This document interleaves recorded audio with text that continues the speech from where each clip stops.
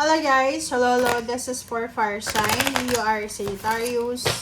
Welcome dito sa aking channel, Kapalaran 888. Welcome fire sign. Tingnan natin kung anong messages, energy ka by fire sign lahat. So this is for the 2 days, April 2 and 3. So congratulations.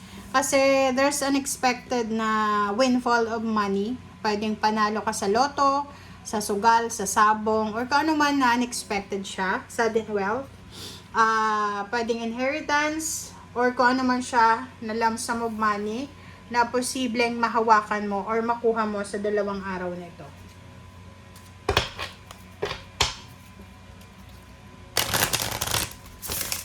Kumbaga, you're lucky. You're lucky sa 2 araw na ito. Okay? Kasi pwedeng maraming hindi inaasahan na mabilis na pera ang papasok sa'yo. Last quarter, what is holding you back? Okay. So, yung question sa'yo dito ng iyong baraha is, ano daw yung nag-hold back sa'yo? Okay.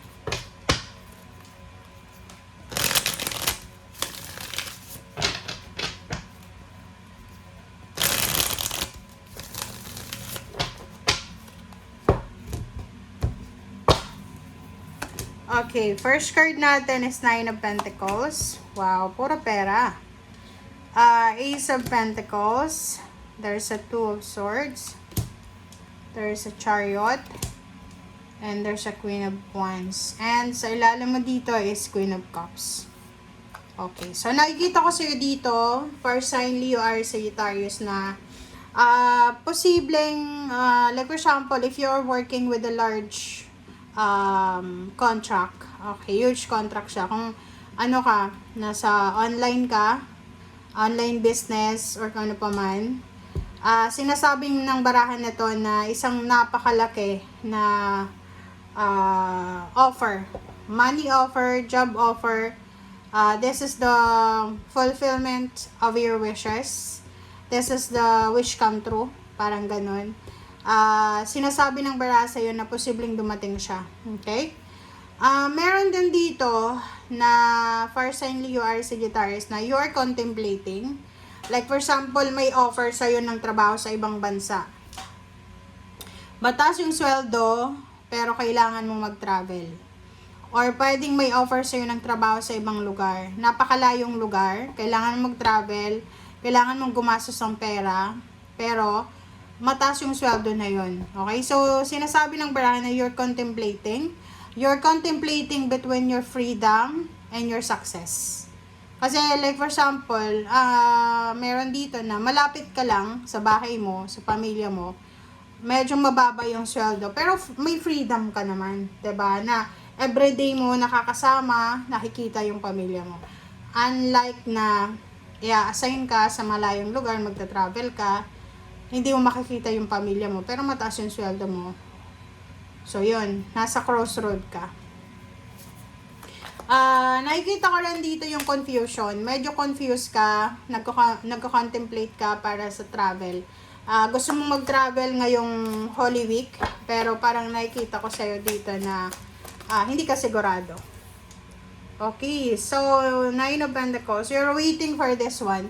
So, siguro 3 years, 9 years ka nang nag-aantay ng promotion, ng salary increase, higher position, na freedom, okay? Financial freedom or whatever freedom na inaantay mo. And nakikita ko this 2 days na to, medyo mayroon kang pag-asa na nararamdaman. Parang nakikita mo na may pag-asa, malapit na malapit na. Alright, next. Next is the Page of Wands.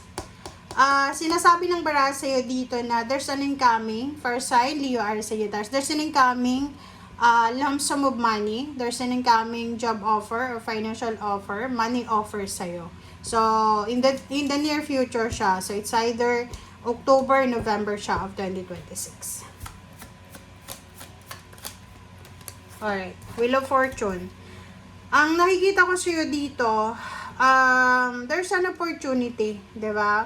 Yun nga sabi ko sa'yo, may mga oportunidad na pinipresent sa'yo ang universe.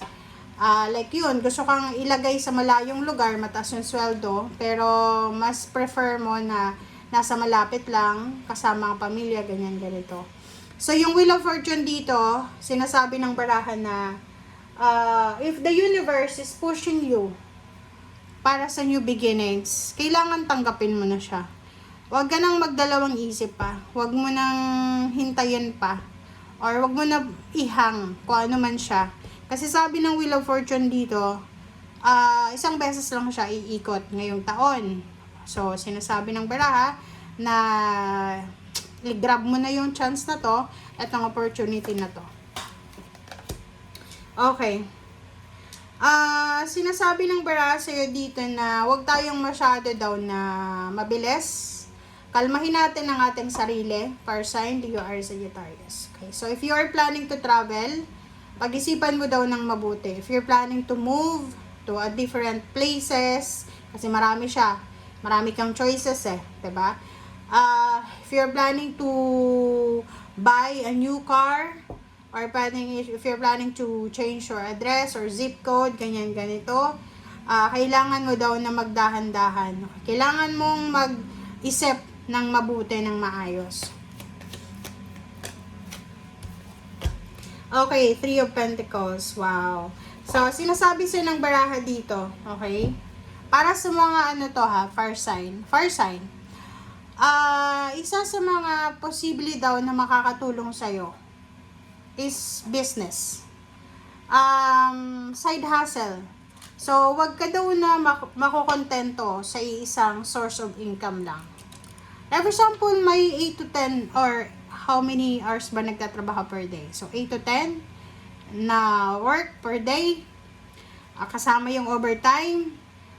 Pwede ka din mag-add ng business like sari-sari store sa bahay mo, online, or kung ano pa man. Kasi dito sa barahang to, sinasabi ng barahan na you will be super lucky sa business. Okay? Sinasabi ng baraha sa'yo na ngayong Abril na to, pag may sinimulan kang business, eto yung business na makakatulong sa'yo para talaga magkaroon ka ng financial freedom. Okay? And yung business na sinasabi dyan, guys, that's the business na, like, halimbawa, online, or sari-sari store, yung ulam lang, yung parang restaurant siya, karinderya, parang ganun. Okay? And there's a message for you from your spiritual. Okay, sinasabi ni Archangel Jupiter na kailangan mong maging mapasensya. Okay, be patient sa 2 araw na to. Okay? Huwag tayong magmamadali. Huwag mainit ang ulo. Okay? Huwag mainitin ang ulo, guys. Okay, so thank you for watching and see you again. Bye!